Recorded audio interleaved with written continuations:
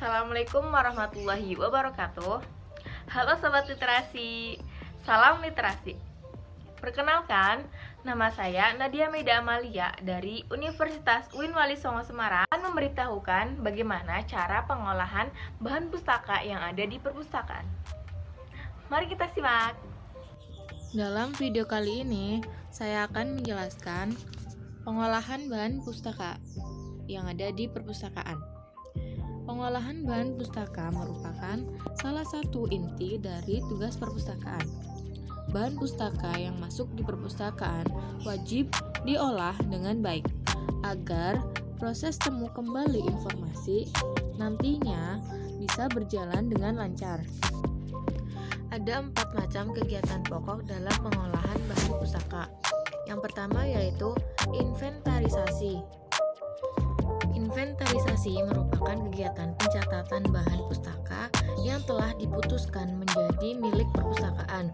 Pencatatan ini bertujuan agar pustakawan maupun orang yang berkepentingan dengan perpustakaan mengetahui jumlah koleksi yang dimiliki, dari mana koleksi tersebut diperoleh. Adapun beberapa kegiatan atau pekerjaan dalam inventarisasi adalah sebagai berikut. Yang pertama yaitu pemeriksaan koleksi.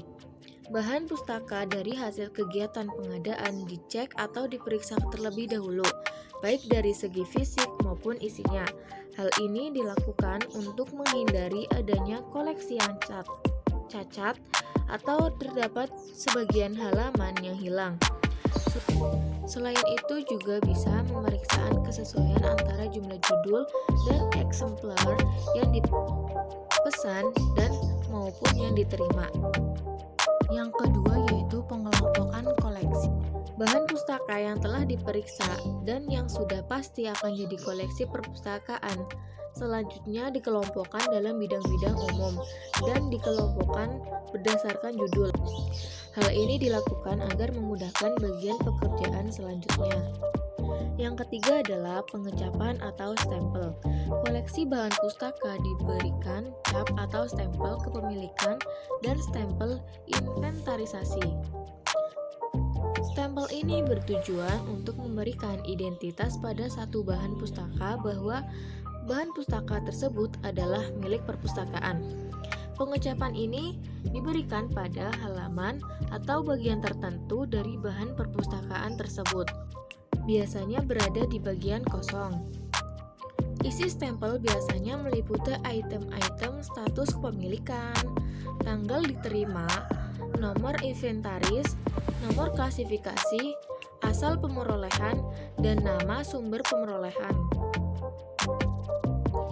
Yang keempat adalah labeling.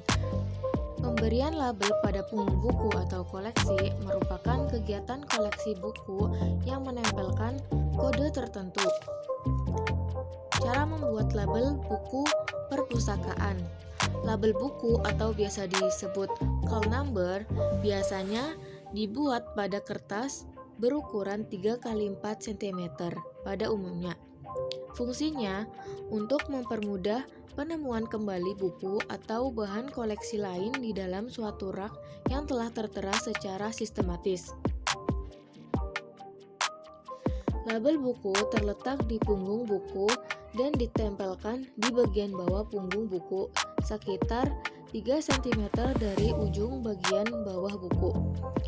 Adapun beberapa bagian dalam pembuatan label, yaitu nama perpustakaan dan identitas buku, yaitu pengarang.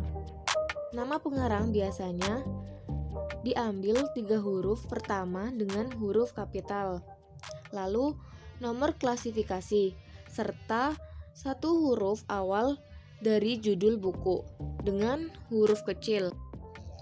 Tahapan pengolahan yang kedua adalah klasifikasi. Klasifikasi koleksi ialah proses pengelompokan buku berdasarkan subjek atau isi bahan pustaka yang bersangkutan dengan menggunakan sistem aplikasi divisi, atau juga penggolongan atau pengelompokan buku berdasarkan subjek atau isi bahan pustaka yang bersangkutan. Dengan dasar ini, maka bahan pustaka yang subjeknya sama akan berdekatan atau berada pada rak yang sama ataupun bentuk bahan pustaka tersebut. Sistem klasifikasi dibagi menjadi 3 bagian. Yang pertama yaitu artifisial. Artinya, ia mengelompokkan bahan pustaka berdasarkan ciri-cirinya. Yang kedua yaitu utility atau mengelompokkan bahan pustaka yang dibedakan berdasarkan kegunaan dan jenisnya. Yang ketiga yaitu fundamental, adalah mengelompokkan bahan pustaka berdasarkan ciri subjek bahan pustaka. Tahapan pengolahan yang ketiga adalah katalogisasi, adalah kegiatan atau proses pembuatan bahan pustaka atau dokumen. Bentuk katalog itu ada beberapa macam. Yang pertama yaitu katalog buku, yang kedua adalah katalog berkas, yang ketiga adalah katalog kartu, yang keempat adalah katalog komputer.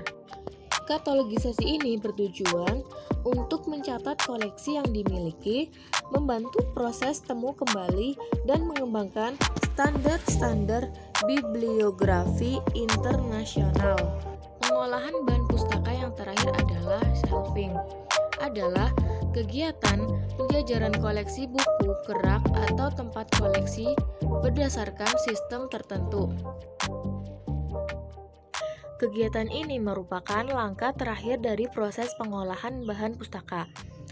Tujuannya agar koleksi dapat ditemukan dengan mudah dan dapat dikenali oleh pengguna atau pustakawan. Sistem penjajaran koleksi ke dalam rak itu dibagi menjadi 2 macam. Yang pertama yaitu berdasarkan jenisnya, dan yang kedua yaitu berdasarkan sandi pustaka atau dikelompokkan berdasarkan kelasnya masing-masing.